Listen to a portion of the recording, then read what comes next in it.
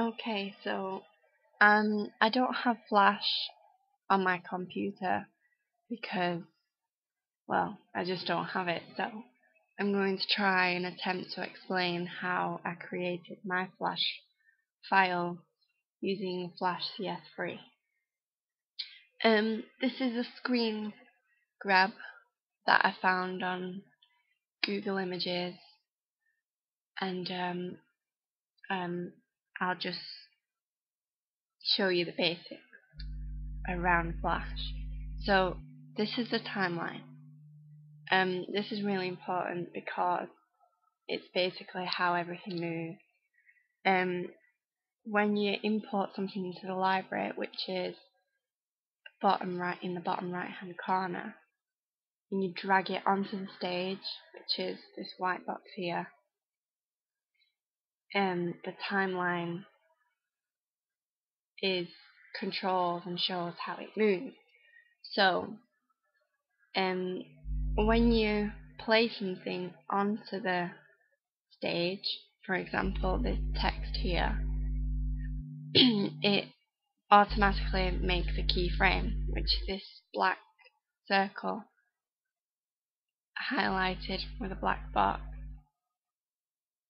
Now if you want something to move, then you make another keyframe, which is F6, and then you move the text to wherever you want it to move. And the most important thing about Flash is to remember the frames per second. In this screen grab here, it's 12 frames per second if you look there. But I had mine set to 24 frames per second because it's much quicker and less jumpy.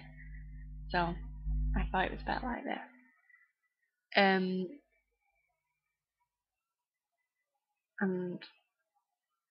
to create scenes, this icon here, you right click it, add new scene, or you can hold, I think it's Shift and F2, and a little box will come up like this one here, but it's not this one obviously, and you can create a new scene and you can switch between scenes on this toolbar here. At the moment we're in scene 1, and scene 1 on my page would be the home page.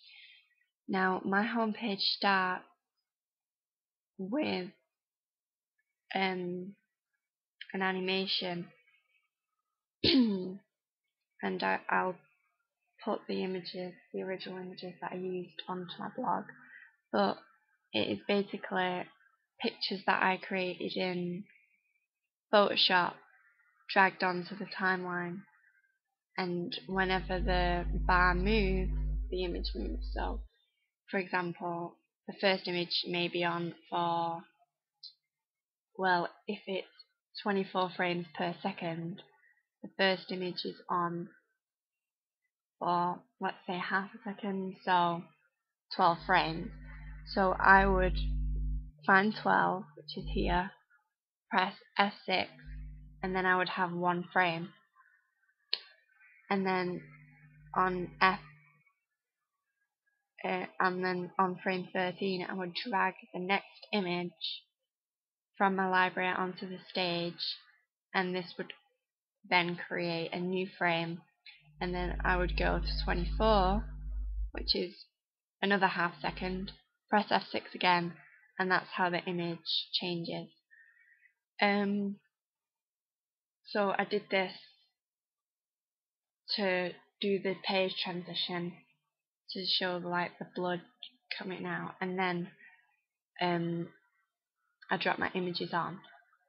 Now so that the layers didn't clash, you have to create a new layer, which is here, and it's important that I labelled my layers because it just makes things really confusing if they're not labelled properly. And the background was on a separate layer, each button was on a separate layer, everything had its own layer, and it all faded in. So to fade something, we use a thing called motion tween, and this is created by on the timeline again, you right click and then create motion tween, but here you can only see one keyframe. If there was a second keyframe here, all this would be one frame.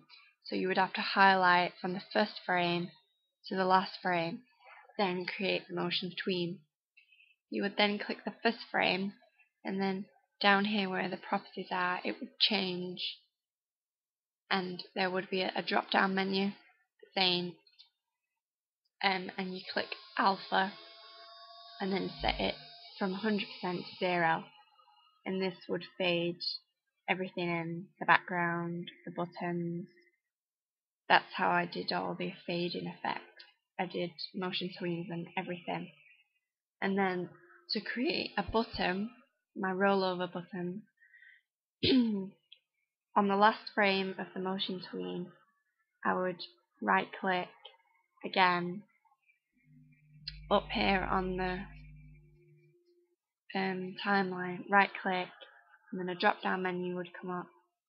I meant a side menu, sorry. And then I would press convert to symbol, and then a box would appear, and with a drop down menu saying button, graphic, etc., and you would change it to button, and then click enter, and then you double click. So if we're making this into a button, you double click it, and then it would open up the button here, and it would come up with just let me see if I can find another CS3 picture that isn't totally useless.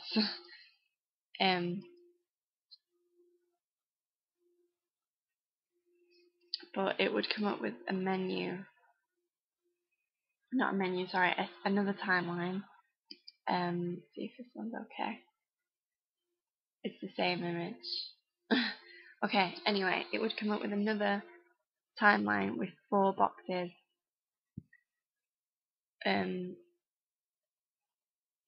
Over, press, and another one which I can't remember, but in each box you'd press F6 to insert a keyframe, and then once the keyframe is there, on the over keyframe you would alter the text. So I would make the text larger, and then you go back to scene, so you click this and then click outside the button, and then to view the button you'd press F12, it would publish a page, and then you could see the rollover. But for it to actually be a button on the frame, you would press F9, and then you would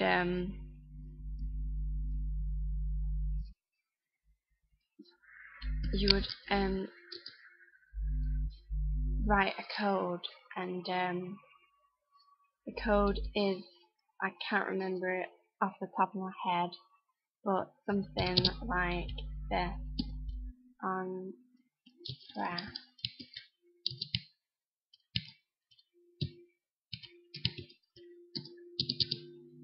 go to,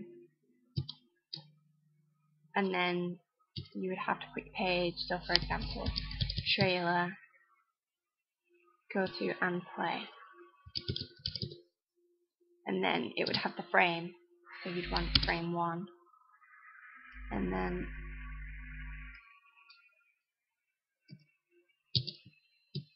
very important, you always finish. If there's an open bracket, there's always a closed bracket, but this was, I think this was the code that I used to make the button. My gallery page was very similar to this, but much more confusing, because if you look at my Flash, when you click the image it appears bigger, but actually it's not. I didn't enlarge the image, it's actually a new scene. So to do this, I had my image, and then I used the text tool here. I create a new scene, but it was just I copied the last layers of the theme so it was still and there was no page transition, and I then used this code here, but instead of pressing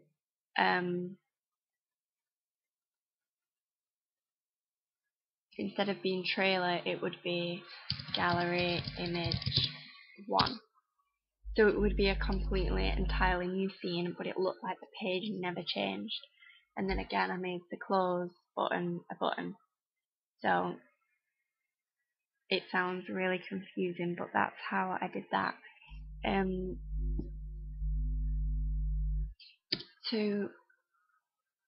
it was always important as well that on the end of every scene you use this code, because in Flash it would just constantly repeat. It would repeat the timeline over and over again unless you put stop at the end, and that again is in the coding. To do that, you press F9 and then enter the code. I think that's nearly everything. I think that's everything I did. My video on my trailer page, I just converted. I imported the video into Flash, dragged it onto the timeline, and then that's how that worked.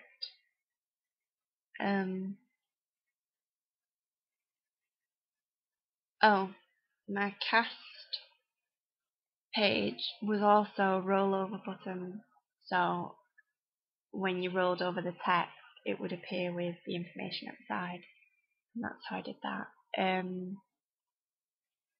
So yeah, sorry I don't have an actual video of my Flash timeline, but that's basically what I did. Thank you for watching.